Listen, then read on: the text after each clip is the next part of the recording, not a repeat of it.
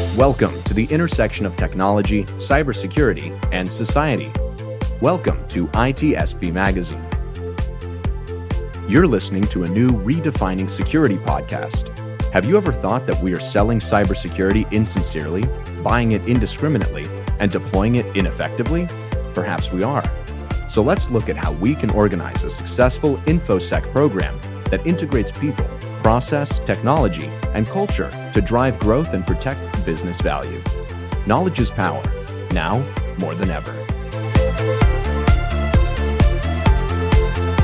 Imperva is the cybersecurity leader whose mission is to protect data and all paths to it with a suite of integrated application and data security solutions. Learn more at imperva.com. EdgeScan offers continuous vulnerability intelligence as a service, accurately identifying vulnerabilities and exposures across the full stack. All threats are verified by cybersecurity experts, providing exploitable risk and remediation guidance, virtually false positive free. Learn more at edgescan.com.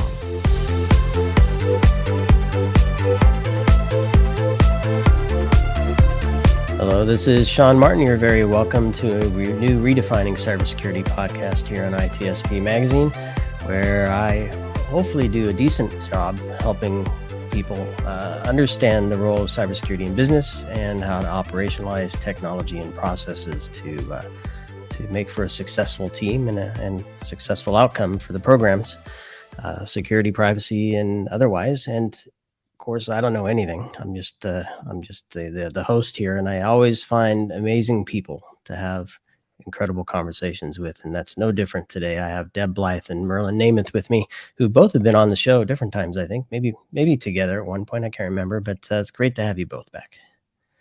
Thanks for having us. Yeah, thanks, Sean. And today's topic,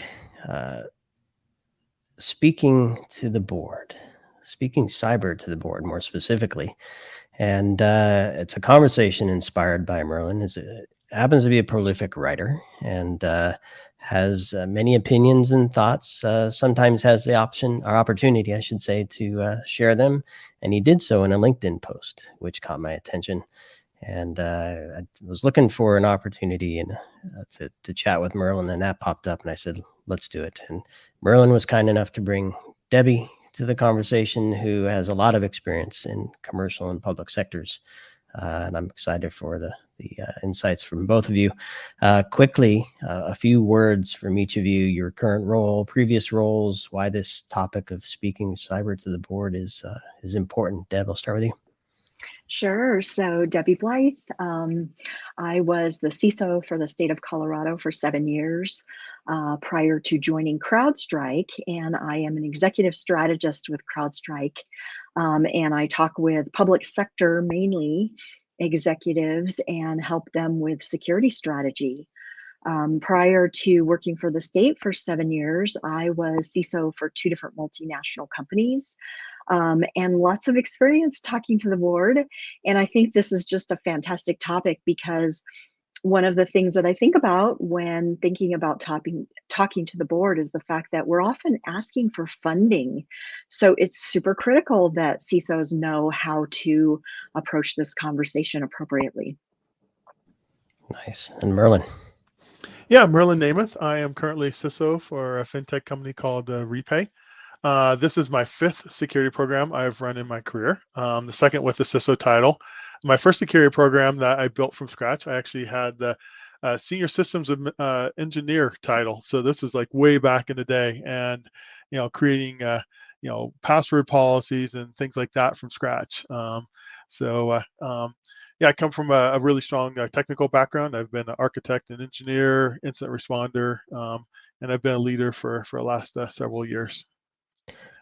And I have to, before we get into the article, were you speaking to the board? Was there a board at that very first program that you built? No, there was not a board then in the first one. But it is yet another skill that CISOs have to I guess possess, is to, be able to know how to speak to different audiences, whether it's to the board, to your peers, to individual contributors in your organization.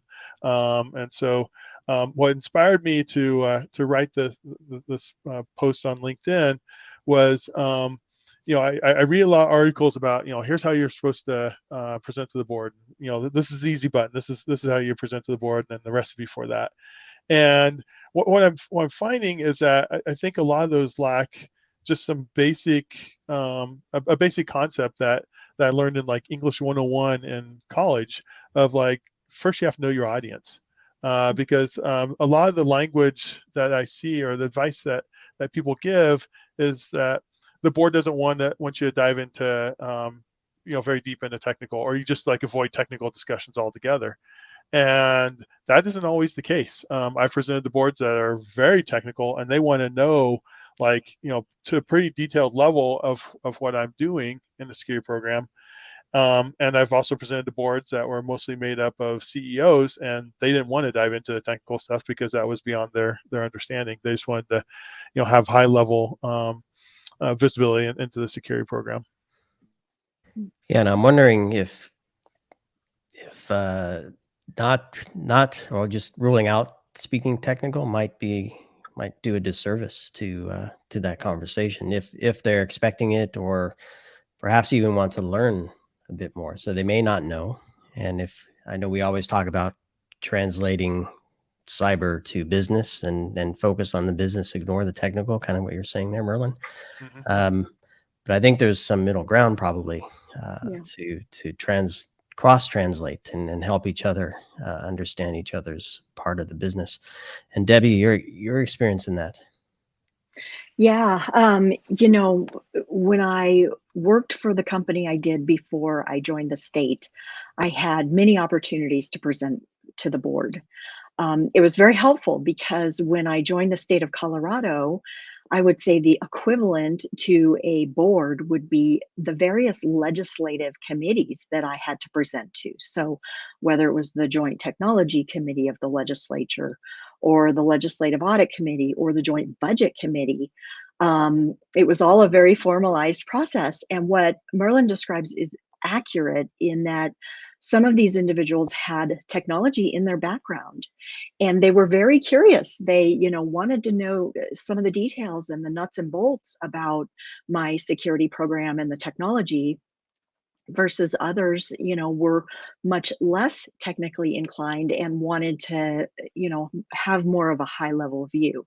And so sometimes I was literally peppered with questions, with a very deep dive technically. And sometimes it was very, very, very high level and almost, almost not even any interest, because they just sort of wanted the high level and the punchline, basically. And I don't know who wants to respond to this, but so I was kind of poking at it a little bit with my first question to Merlin, if there was a board that he was presenting to in his first program. And I presume a lot of startups and most companies have boards these days. And if they're not talking to the board, if the security leadership team, with CISO or not, if you're a leader in security and there is a board, you're not talking to the board, let's start there. How important is it that you do? Or when is it important to, when is it not appropriate to engage with the board? I'll go and start with that, and then Debbie add to that. So when I, my first security program, that was like in the late 90s, early 2000s. So that was before the really CISO was like I think the first CISO come along about that time frame, maybe a little bit earlier than that. I don't remember the exact year for that. So presenting to the board wasn't really viewed as something that you did for security, and then security was also like an IT function then too. So very different times than what they are today. I think it's extremely important to present to the board because one of the main functions of the board is to understand the risk of the organization. Whether it's financial risk, reputational risk, customer risk, and cyber risk. And so the board needs to be informed as to where the organization stands, because more and more of the boards are being held accountable for organizations in that manner. Absolutely. That's a great point. And they are really making decisions to steer the company in the right directions. And if they're not factoring risk, including cyber risk, into that decision making, they're really missing an opportunity and they're missing something big that could hurt the business very badly. And so I agree. I think it's critical that the CISO is talking to the board and that security information is bubbling its way up and making it into the board presentations, because those decision makers that are, running the company or steering the company really need to be able to factor in that type of risk as well. So how do you know, obviously you probably know the names of the board, whether or not you've met them or understand who they are in real life and what they care about is another thing. So how do you get that information? How do you know really who they are, what they care about, what they're going to be interested in? Kind of to your point, Merlin, knowing that audience so that you know how receptive there are to certain topics and how deep to go in others. So maybe Merlin, start with that. Yeah, so I've recently been through that. I've been at Repay for a little over a year now, and the first time I presented to the board, I didn't know these board members, prior to coming here, and so I asked a lot of questions to my boss. I report to the CTO. I talked, CFO, chief legal, CEO. So I would get input from these various leaders who have presented that board, and just ask them, what is this board most interested in? What, what do they care about? And what are things I should talk about? Things that you advise I don't talk about. And so that really helped me be successful because, to Debbie's point, just talking about like how important the risk is, to the board, they need to have confidence in you as a CISO. And so first impressions do count, and they really matter. And so you really want to come out and make a good impression that first time you meet, because that's going to set the tone for subsequent meetings you have with them. Yeah, and when you have multiple boards in the form of committees where everyone's a little different and there's multiple people, and not that companies aren't political, but committees can be, right? Yes. Hyper political. So how do you get into the mix of that, Debbie? Yeah. So one of the things I like to do is I like to look up each individual on LinkedIn and kind of find out what their background is so that I can connect a little better with them, and it can help inform my examples or my illustrations, and also maybe the depth of the information that I present. And I really, I agree with Merlin. It's good to know who are the individuals. Don't just look at it as the board, but go and figure out who those individuals are and what their areas of focus and interest might be. And that really will help you to connect better with those individuals. And I liked what Merlin said too, is find folks who have presented them to them before and find out what they drilled into and what they were interested into. I think that's super important. I don't know if you can. Oh, go ahead, Merlin.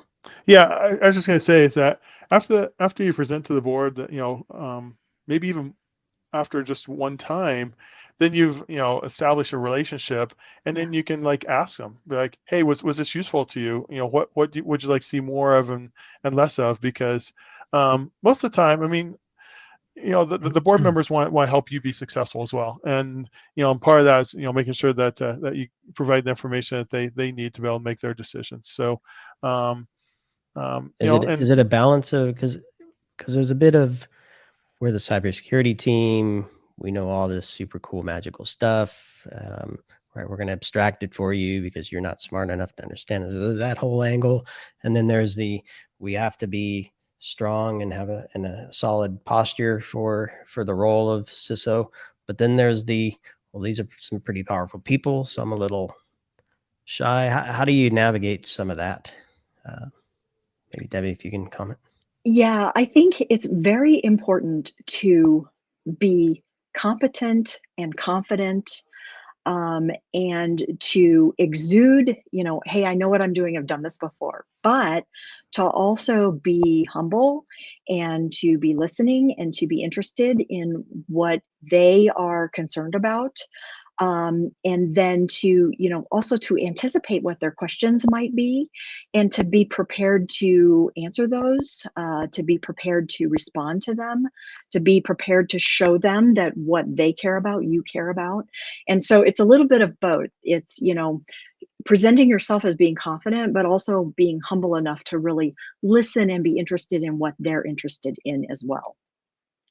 Well, I think also too is to don't try to hide stuff, because of course there's a right way and a wrong way of presenting stuff. You don't want to like just be very abrupt with like, we really stink, in our security approach, posture, but to like give examples of like, here's opportunities that we're looking at to improve.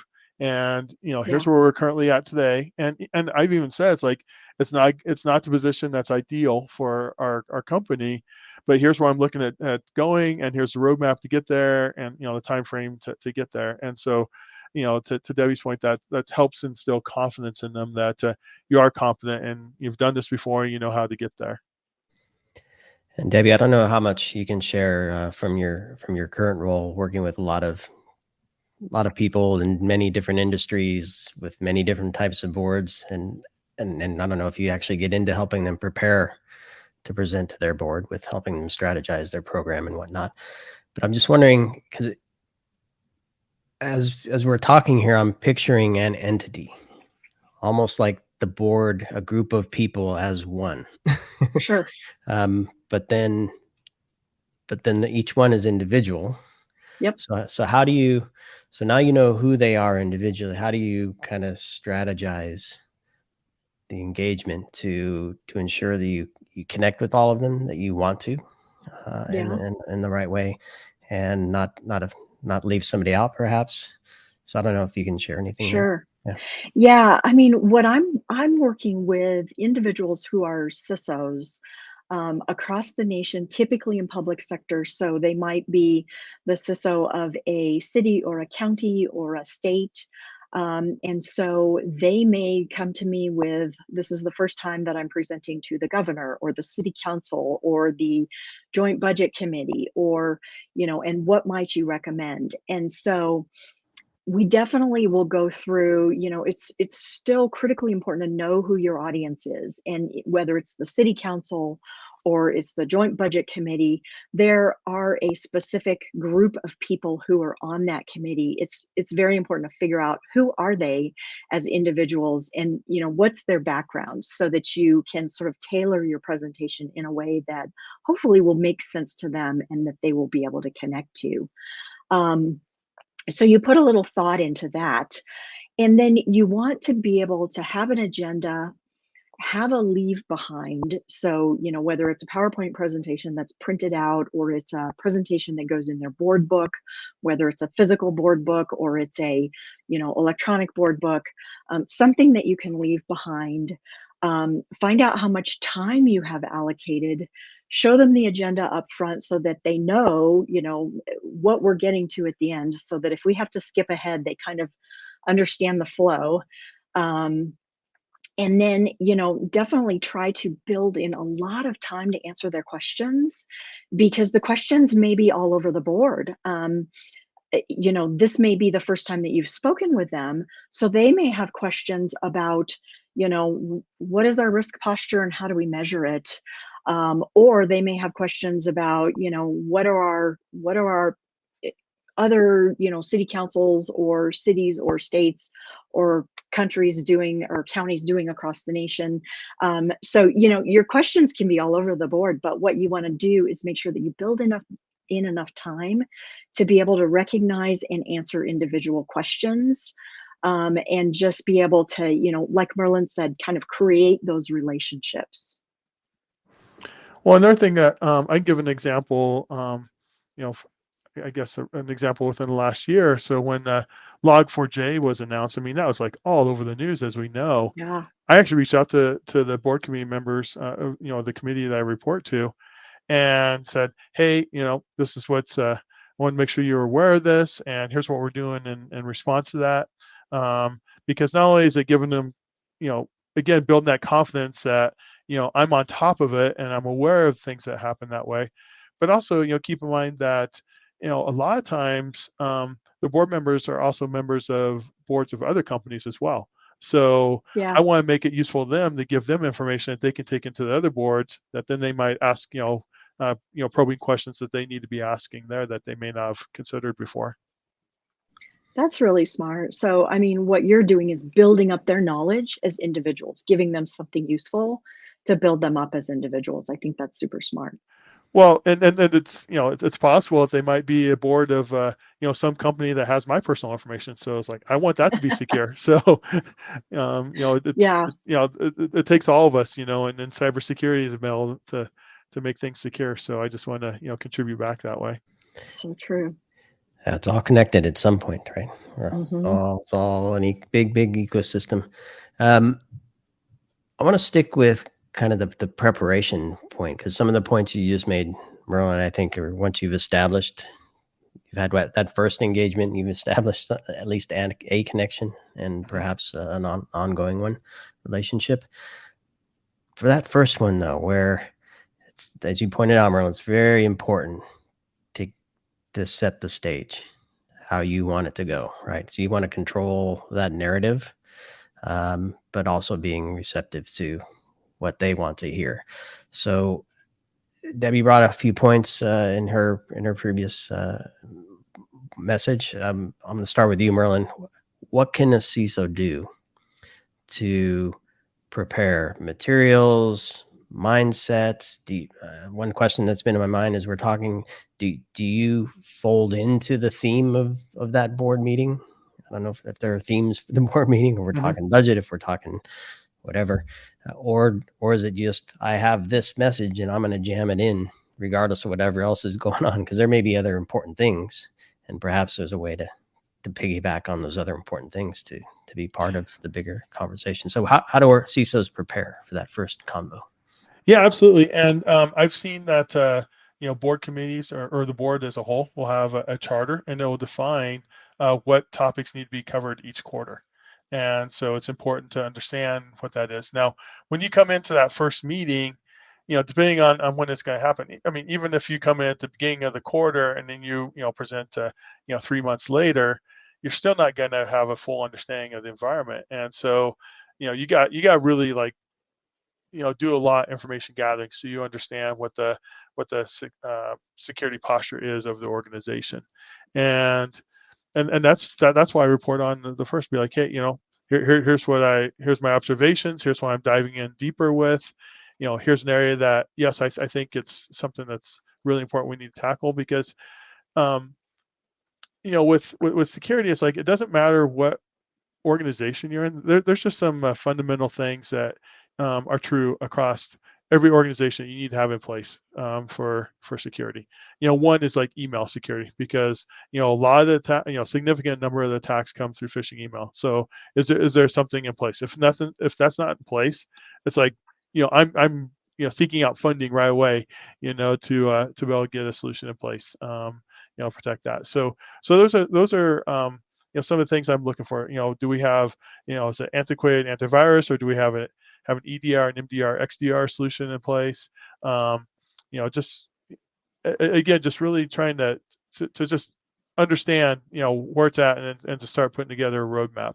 And I present in such a way, be like, here's my initial observations, based on the understanding I have. Next quarter I'll have more time in at the organization to be able to understand, do I need to expand upon that, or were my initial observations maybe a little bit off because things were better or worse than I initially thought. Yeah. Yeah, go for it, Debbie. So one of the things that sort of occurred to me is I like to use current events to reinforce my message. So, I could use Log4j to talk about why we need to invest in our development process, in building security into the development process, for example. Or I could use that, or SolarWinds, to reinforce why I need to be investing in identity protection. And so I think it's really, it's a good idea. Don't sideline your whole message based on current events, but take some of those current events to sort of reinforce the message that you are wanting to bring forth to the board and what you need them to know as far as why you need their support for your program and the funding requests that you're potentially bringing to them. Use those current events to reinforce that. And along with that is, the old adage of, don't come with problems, but come with solutions. Yeah. And so, like, the board, I mean, it's all over the news. The board is aware of ransomware, and Yeah. so they're probably gonna ask, what are we doing? Are we Yes. protecting against ransomware? And so I've presented to the board, be like, here's what we're doing for ransomware protection, as well as if we were hit by ransomware, here's what we're doing with our backups to make them, air gaps, so that way we could recover if we did have a problem. Yeah, great point. And so I was also thinking, as both of you were talking, so Debbie, I'm glad you pointed to the news, right? Things that we can latch onto that they probably heard about. How much of that combines with, especially if it's your first meeting, presumably you're in the role for a few months. If you're approaching the quarter, maybe if you only meet annually, you might have a nice 6 to 9 month runway ahead of you to understand what's going on. So how much of it is for this first engagement, my personal experience as a CISO, what I've seen, what I've done, mistakes I've made, things that I've accomplished, milestones I've achieved, combined with here are best practices, here are standards, here's what my peers are doing, combined with the current state of affairs within the organization. If you're early on, you may not know enough to really bring that in. So I presented 4 things. So state of the threat, state of the current program, your personal experience, and best practices and standards. Is there a mix of that you bring into that first? And are there other things that you bring into that first conversation? Yeah, I mean, I think it would be okay to start the conversation with, this is who I am, and this is, a brief summary of my background. So I've been a CISO for 15 years. I've been in IT for 25 years. You really don't want to spend the bulk of your time talking about yourself. I think that sets the wrong tone. But I think, just giving them a high level overview to let them know that you are competent in your role. And if it makes sense, I mean, you may have already submitted a resume so that they know who you are. But definitely, I'm going to pause you quick, Debbie, because sure. I'm curious. Do you share failures? I know some might say a CISO that's been involved in a breach might actually have better experience dealing with one or preparing for one in the future. So do you share failures? And if so, is there a line where that no longer becomes relevant? You certainly could. When I was CISO of the state of Colorado, we had a ransomware event that took down an agency for a month. And so people love to hear about that. And what they really love to hear is, what did I learn and what did I do after? And so, when I can come in front of a board and say, having personally experienced a ransomware event, here are the 5 things that I look for, that I make sure that we are well prepared in these 5 areas. So yeah, I mean, I think that can come into, you having some relevant experience. I think it's also important to talk about having a framework. So, our team doesn't just chase after shiny objects. We have a framework that guides our security program, and then talk about how these current events relate to this breakdown in the framework. And so if we were following this, if that entity was following this framework, and had all of these things in place that, like Merlin said, are foundational security elements, they would have been in a much better position to either avoid it or respond better to it. And so I think those are really some important conversations that kind of give the board some confidence that you're the right person in the role, because you're not just chasing shiny objects. You actually have, sort of some maturity and methodology in how you approach this security problem. And you're amazing for bringing us back on track, even though I derailed us with my interjection there. Merlin, I'd like your thoughts on the same thing. How do you view the components of what you're presenting?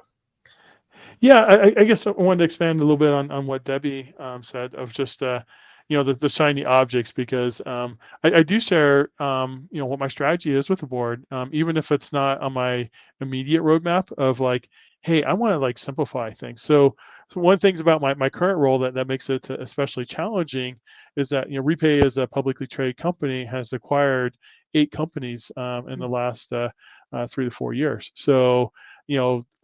Getting rid of tech debt and simplifying things and getting down to like one EDR solution, getting down to one logging solution, because when you acquire companies, you're acquiring their technology, which inevitably is going to be different than what you have. And so so I share with the board like, hey, here's what my strategy is, and here's a time frame I'm looking at with it.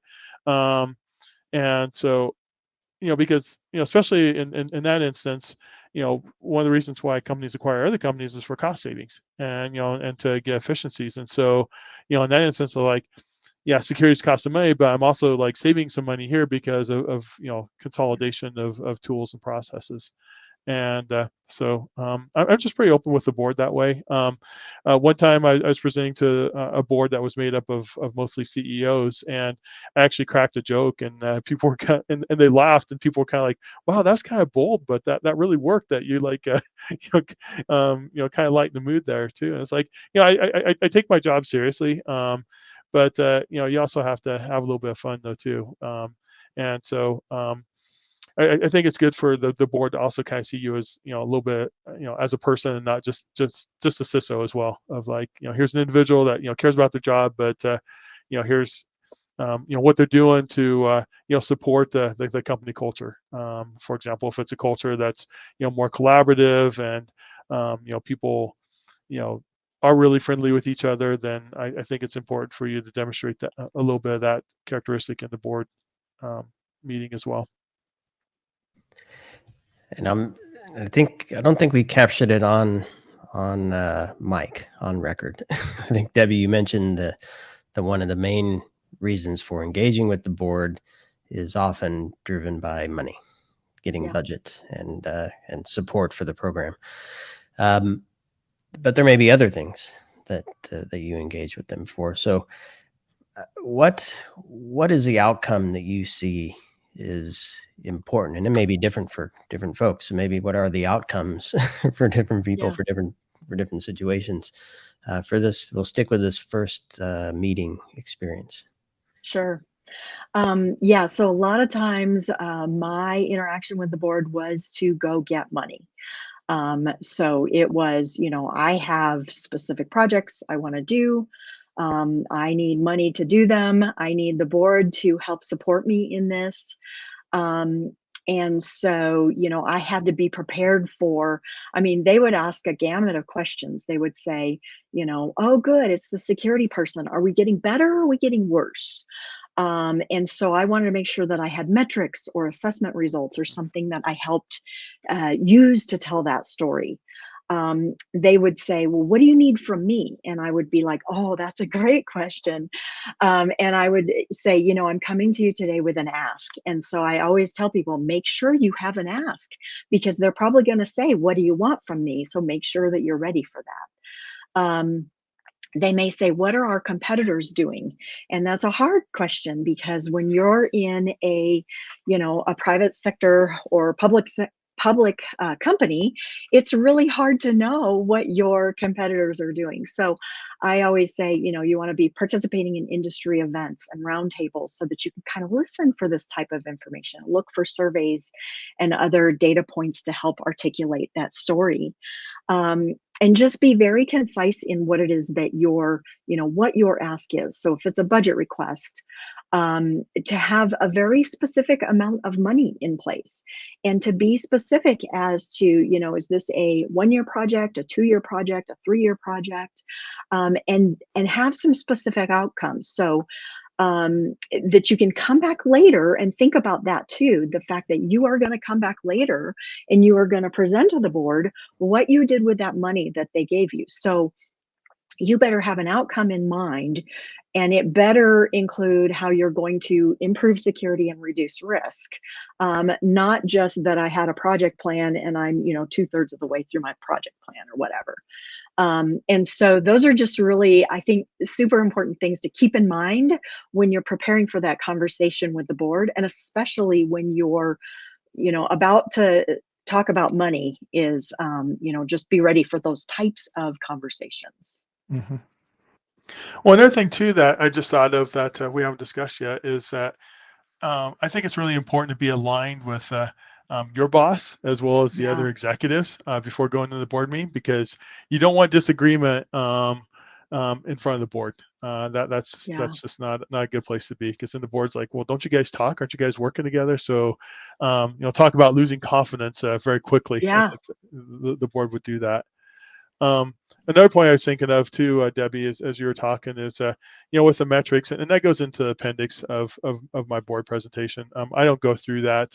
The board members read through the whole deck prior to the meeting, and if they have questions about anything in the appendix, they'll bring it up there. One of the things I always make sure I do is I show trending metrics, because they Mm. want to see, it's like, are we getting better? Are we getting worse Yep. in these areas? Yep. And Very smart. how important is it to connect those dots to revenue, where investments are being made to grow revenue, grow market share? Do you say, we know we're investing heavily in this new e-commerce platform and it's going to generate X, Y, and Z amount of money, and therefore our program is aligned to that with A, B, and C? Is that something you do there? Yeah, that is a great question, because you cannot create your security strategy in a vacuum. And so it really is important to be very aligned with the business strategy. And that goes back to the point that Merlin made. You better be aligned with your peers. So you better know how the business is evolving, and you better be able to articulate how your program supports that, for sure. Nice. Well, we're coming up to the end of time here. Not all time, just this time. And what I'm thinking I'd like to hear, I don't know, maybe you can pick one or the other or both, but any pitfalls to avoid, or things that you might not expect that you must be prepared for. You mentioned some questions and things like that you might Yeah. come, like things about competitors, but any pitfalls or any things you might expect that you wouldn't otherwise think of? I would say, like, when you're putting together your slide deck, is to make sure that you're bringing out, you're pointing out things that you can speak to, you can articulate well. If it's something that you just have started investigating or don't have a lot of knowledge on yet, indicate that in the board deck that, hey, TBD, still investigating, still researching this, because if you don't, they're going to like hone in on that. And again, it's about appearing confident and sounding confident, and that's not only in how you present it, but also in your board materials as well. Yeah, good points. And the other thing that I always tell folks, whether you're presenting to the board or to an executive group, a group of executives, is find out ahead of time how much time you have. Find out if there's a hard stop. So if they say you only get 15 minutes, for example, and then plan only about 8 minutes worth of content.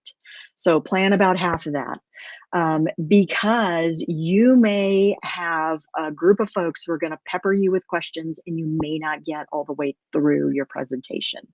And so it's up to you. Keep track of your time. And skip to the end if you need to, or skip if you need to whatever you need to. And then if it turns out they're not chatty at all, have a few slides that are in your appendix that maybe you would love to cover more in depth if there's time, and feel free to just jump to those and cover those. But always, I would say, always plan less content. And so that you're building in plenty of time for questions, because with executives and with the board, they may ask you a gazillion questions and you may not get to everything you had hoped to present. What happened? This just came to mind. What happened if within the first minute something you say as part of your presentation takes them back to the one they just finished because they triggered something else. Is there a way to bring them back to you easily? You look for ways to kind of take control of that conversation. So, you can say something like, hey, love it that you guys are talking about legacy infrastructure. I'd love to bring this back to security and talk about how that legacy infrastructure is impacting our security strategy. So try to make a tie, even if it's a hard left-hand turn, try to grab the conversation and steer it in the direction that you want it to go in. Well, exactly. Even if it reverts to like revenue, if their meeting that they had before was about, company performance, they're like, well, revenue and you can tie in security that way, be like, Yeah. hey, we're trying to avoid a breach here that would become public that could impact revenue. And, that's why these investments are important and the projects that we're doing. Good point. All from experience, it sounds like. You have to live through these a few times. And I presume that while the players are different, it's still a meeting, right? It's still a group of people hopefully trying to accomplish the same thing and having a conversation and making decisions to move things along. So maybe not getting too head up about it. Just staying true to yourself and to what you know and know who you're talking to, as Merlin says, right? Absolutely. Love it. Well, Debbi and Merlin, thank you so much. I could talk more about this. Maybe we'll find a sliver of something else within this that we can keep talking about. But I want to thank you both for sharing your insights, and hopefully CISOs around the world pick up a few things. And as we said before we got into this, hopefully they think a bit more about how they approach their first and then subsequent board meetings. So thank you both.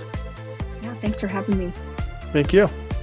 And for those listening, I'll include the link to Merlin's LinkedIn post and any other resources that Debbi and Merlin want to share that they think might help with this conversation. And stay tuned for more Redefining Cybersecurity here on ITSP Magazine. Thanks, everybody.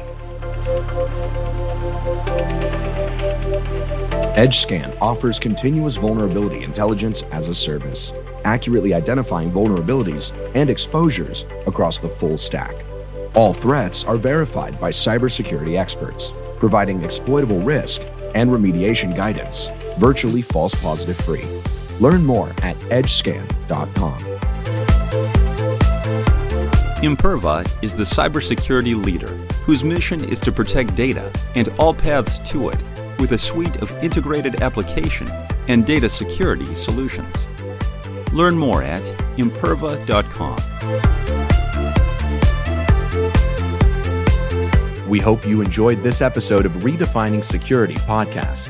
If you learned something new and this podcast made you think, then share itspmagazine.com with your friends, family, and colleagues. If you represent a company and wish to associate your brand with our conversations, sponsor one or more of our podcast channels. We hope you will come back for more stories and follow us on our journey. You can always find us at the intersection of technology, cybersecurity, and society.